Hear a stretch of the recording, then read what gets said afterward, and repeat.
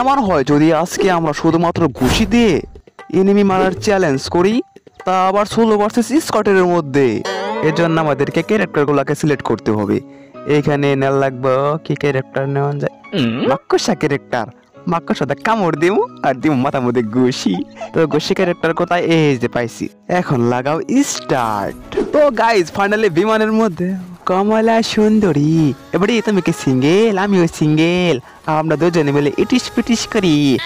বাস না হয় আমার এই দিও, সমস্যা নাই। সেই বাস আমি শুকিয়ে ভাত রান্না করে খেয়ে ফেলবো।